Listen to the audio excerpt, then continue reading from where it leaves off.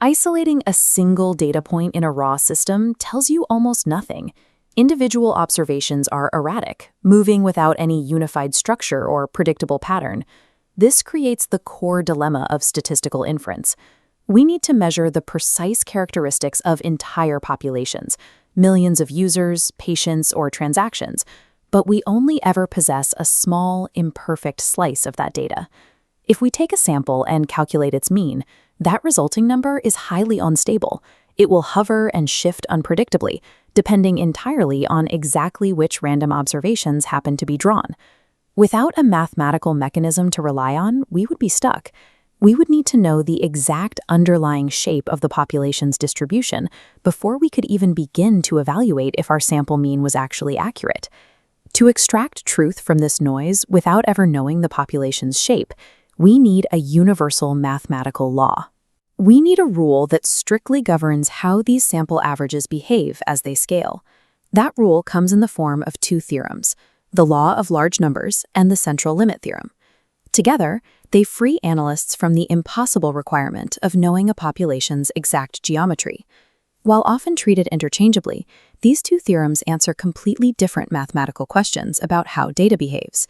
They both study the exact same mechanism, a sequence of random variables. As we collect data, the sample mean itself acts as a variable that changes depending directly on the sample size, denoted as n. Their purposes are strictly divided.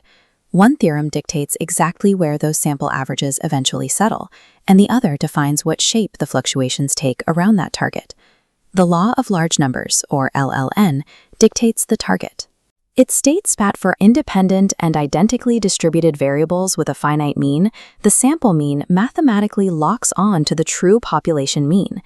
This chart plots the running proportion of heads in a coin flip simulation on the vertical axis against the total number of flips on the horizontal axis, mapping exactly how this convergence happens. At the start, there is extreme volatility. If you flip a coin 10 times and get 7 heads, a 70% rate is a massive deviation from the true average.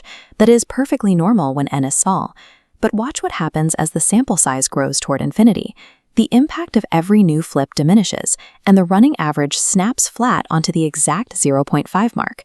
In probability theory, this is defined precisely as convergence in probability.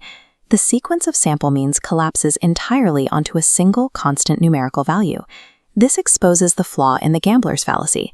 The coin has no memory. It is not due for tails, and those early extreme imbalances are never actively corrected by opposing streaks.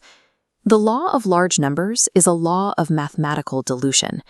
It provides absolute certainty on a final value, simply because early anomalies are washed out by a massive, constantly growing denominator. While the law of large numbers pinpoints the final target value, it tells us nothing about the noise along the way. That is the job of the central limit theorem, which defines the strict geometry of those fluctuations. Looking at the left side of the equation, we standardize the sample mean.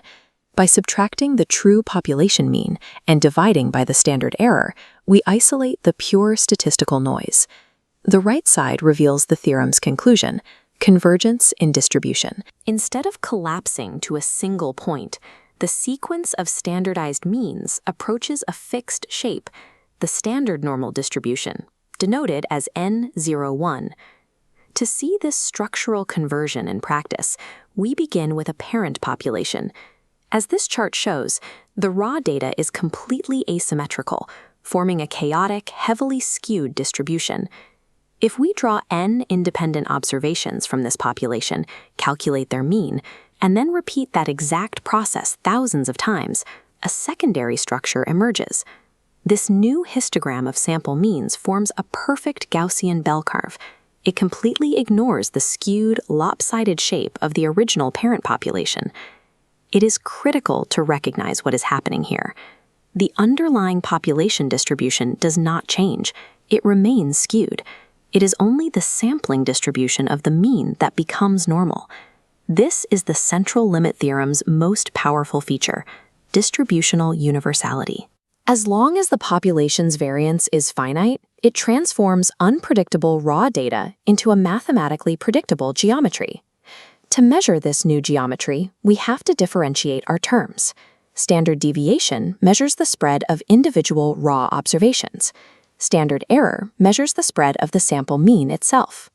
Looking at these curves, the standard error formula overlays the distributions to show us exactly how precision improves. That precision is dictated by a strict mathematical limit, the 1 over the square root of n rate of shrinkage. At a baseline sample size of 100, the curve remains wide, indicating high error. To cut that error in half, you cannot just double the data. You must push the sample size to 400 before the curve pinches inward to exactly half its original width. To shrink the standard error to 1/10 of its original size, you have to push the sample size all the way to 10,000.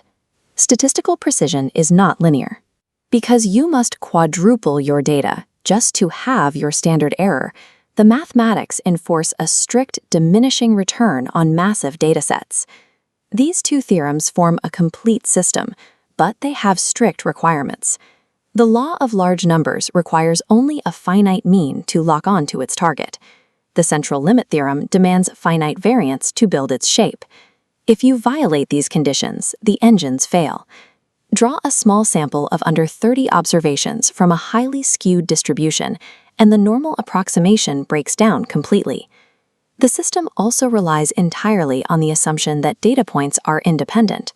Introduce highly dependent events, where one outcome directly dictates the next, and it triggers a cascading failure that destroys the independent, identically distributed assumption the theorems require. And if you apply this to heavy-tailed populations with infinite or undefined variance, the central limit theorem simply stops functioning. Understanding exactly where these boundary conditions lie is what separates rigorous analysis from guesswork. It protects professionals from making silently invalid statistical claims in applied work. When the conditions are met, these two limit theorems justify nearly every procedure used in modern data science. Everything from calculating confidence intervals to running multi-million-dollar A/B tests relies on this math. By governing exactly how noise operates at scale, the law of large numbers and the central limit theorem provide the absolute structural foundation required to make precise, probabilistic claims about an inherently uncertain world.